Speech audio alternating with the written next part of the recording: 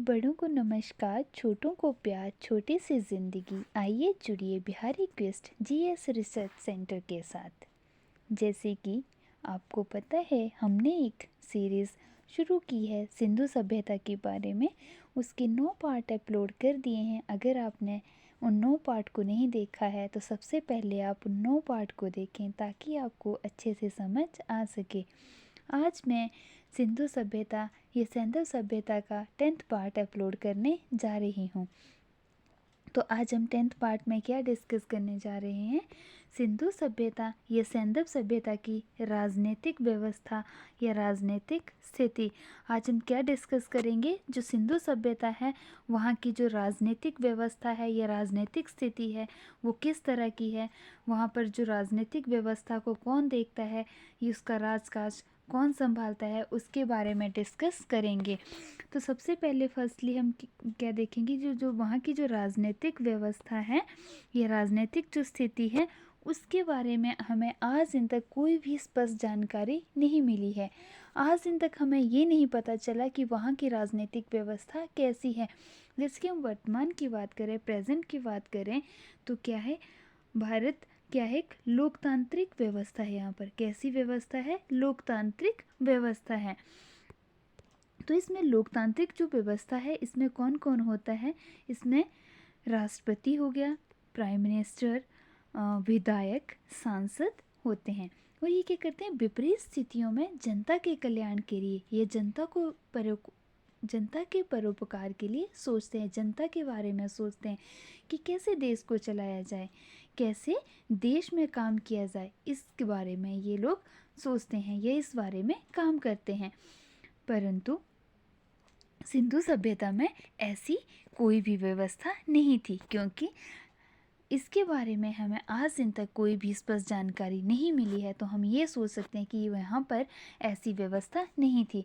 अगर हम मौर्य काल की बात करें तो वहाँ की जो राजनीतिक व्यवस्था है उसमें क्या करते थे? सारा काम कौन देखता था? राजा देखते थे। उसमें सारी शक्तियाँ किसके पास थी? राजा के पास थी।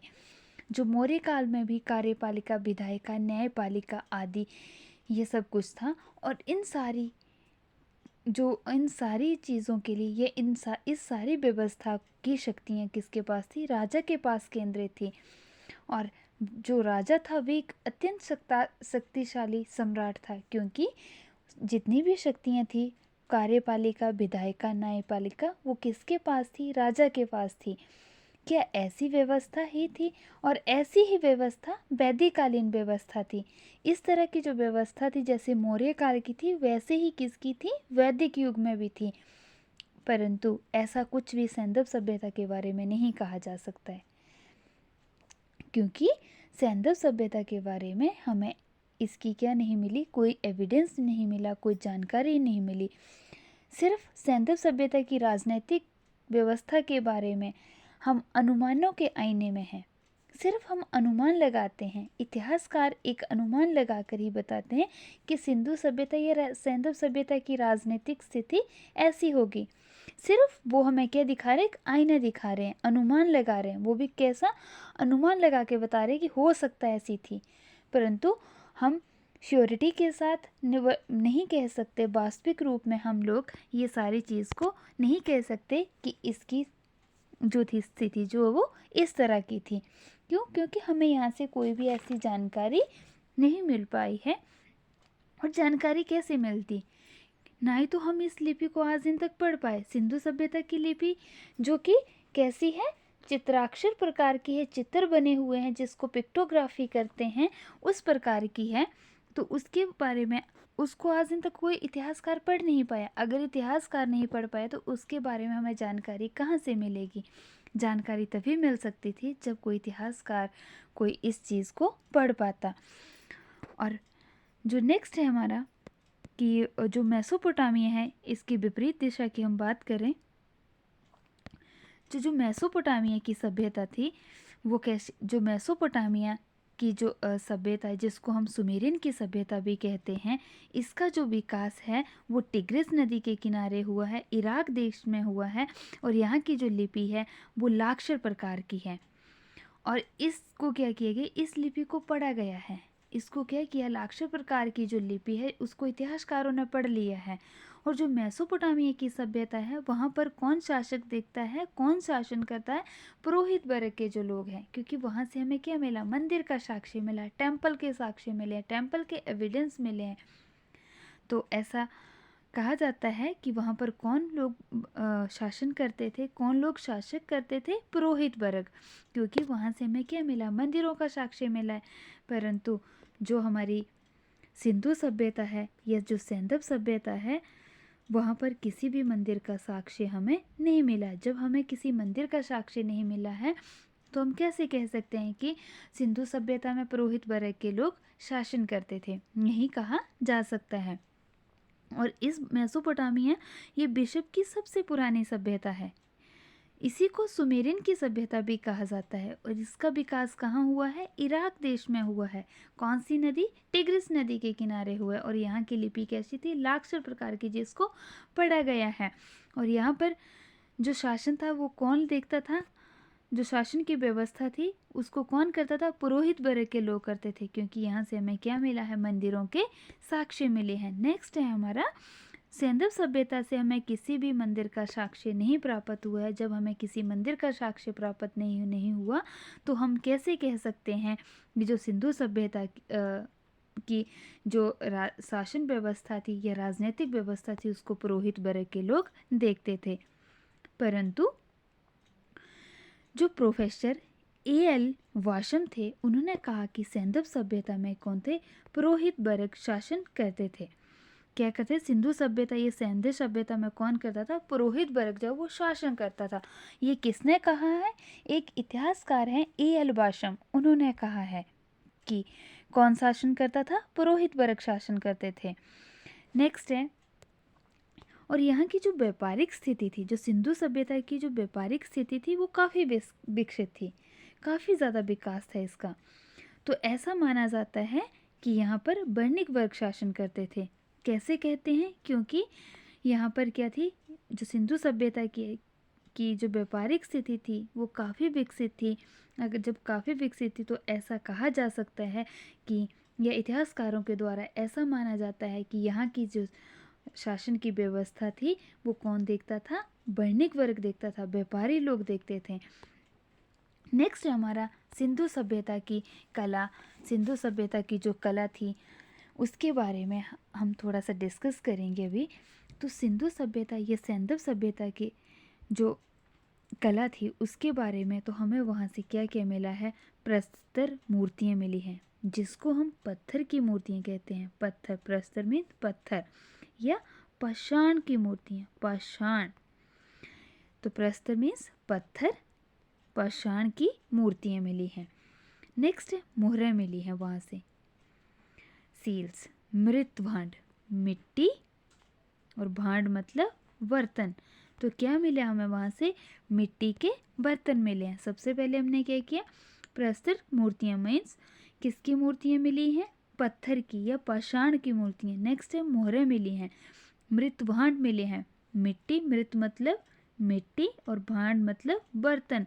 तो किसके बर्तन मिले हैं, मिट्टी के बर्तन, मन के और कला के अन्य सौंदर्य का बोध के बारे में हमें यहाँ से जानकारी मिली है, इसके बारे में हमें पता चला। तो क्या क्या मिला, सैंधव कला में पत्थर की मूर्तियाँ मिली थी और मोहरें मिली थी, मिट्टी के बर्तन मिले थे, मन के मिले थे, कला और अन्य सौंदर्य का बोध हुआ था। नेक्स्ट है मोहनजोदड़ो, जो कि हमारा सिंधु नदी के किनारे है, सिंध प्रांत में। वहाँ से हमें क्या मिला है, कांसे की बनी हुई एक नर्तकी की मूर्ति मिली है। कैसी मिली है, कांसे की है और क्या है, एक नर्तकी की मूर्ति मिली है। और सर्वप्रथम कांसा धातु का निर्माण, ये कांसा धातु का प्रयोग किसने किया, तो सिंधु सभ्यता के लोगों के द्वारा किया गया है। क्योंकि जो कांसा है वो क्या है, एक मिश्र धातु है। क्या है, कांसा एक मिश्र धातु है।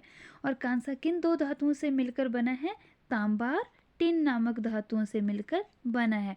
इसीलिए सिंधु सभ्यता को क्या कहा जाता है, कांस्य युगीन सभ्यता भी कहा जाता है, क्योंकि सर्वप्रथम कांसा का उपयोग सिंधु सभ्यता के लोगों के द्वारा ही किया गया था। इसीलिए इस सभ्यता सिंधु सभ्यता को कांस्य युगीन सभ्यता भी कहा जाता है। नेक्स्ट हमने बोला कि जो मोहनजोदड़ो में एचआर क्षेत्र है वहाँ से हमें क्या मिला है, एक नर्तकी की मूर्ति मिली है। अब देखो इसमें कहा गया एचआर क्षेत्र, तो एचआर क्या है, कोई विदेशी इतिहासकार थे, उन्होंने क्या किया, वो स्थलों की खोज कर रहे थे, उसमें से किसी को नाम दे दिया एचआर, किसी को नाम दे दिया डीके, किसी को नाम दे दिया एचएल, वीएल, ऐसे करके। तो इसमें से एक एचआर जो क्षेत्र है ये कहाँ पर पड़ता है, मोहनजोदड़ो में पड़ता है। और मोहनजोदड़ो कहाँ है, सिंध प्रांत में, सिंधु नदी के किनारे। और यहाँ से हमें कांसे की बनी हुई एक नर्तकी की मूर्ति मिली है। नेक्स्ट है, और जो नर्तकी की मूर्ति है उसने क्या किया, अपने बाजुओं में बैंगल्स पहनी हुई है, ऐसे इस तरह से पूरी बैंगल्स पहनी हुई हैं। नेक्स्ट है हमारा जो चिन्होदड़ो है वो भी पाकिस्तान, सिंध प्रांत में पाकिस्तान में पड़ता है। वहाँ से हमें क्या मिला है, बैल गाड़ी या इक्का गाड़ी मिली है। क्या मिली है, वहाँ से हमें बैलगाड़ी या इक्का गाड़ी का साक्ष्य मिला। कहाँ से मिला है, चिन्होदड़ो से मिला। और चिन्होदड़ो कहाँ पर है, सिंध प्रांत में। सिंध प्रांत कहाँ, पाकिस्तान में है। और यहाँ में हमें किससे मिला, क्या साक्ष्य मिला है, बैलगाड़ी या इक्का गाड़ी। और बैलगाड़ी के और इक्का गाड़ी क्या होती है, बैल है और पीछे क्या है, पहिए हैं, और उसको लकड़ी से बनाया जाता है उसके ऊपर। और ये क्या है, एक जगह से दूसरी जगह सामान पहुंचाने के लिए इस बैलगाड़ी का मुख्यतः उपयोग किया जाता था। नेक्स्ट है हमारा द्वेमाबाद। और द्वेमाबाद कहाँ पर है, महाराष्ट्र में है। और यहाँ से हमें क्या मिला है, कांसे का रथ मिला है। किसका मिला है, कांसे का रथ। कहाँ से मिला है, द्वेमाबाद। द्वेमाबाद कहाँ पर है, महाराष्ट्र में है। नेक्स्ट है बनावली। और बनावली कहाँ पर पड़ता है, हमारा हरियाणा में पड़ता है। और यहाँ से हमें क्या मिला है, मिट्टी का हल मिला है। किसका हल मिला है, मिट्टी का हल मिला है। और कहाँ से मिला है, बनावली, जो कि हरियाणा में है।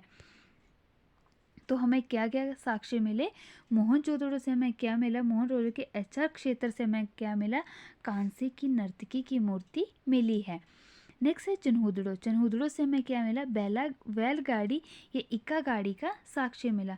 द्वेमाबाद से हमें क्या मिला, द्वेमाबाद से कांसे का रथ मिला। और बनावली से हमें क्या मिला, जो कि हरियाणा में पड़ता है, यहाँ से मिट्टी का हल मिला है। तो आई होप आपको ये वीडियो पसंद आई होगी। अगर आपको वीडियो पसंद आई है तो आप वीडियो को लाइक, शेयर एंड सब्सक्राइब करें। Thank you.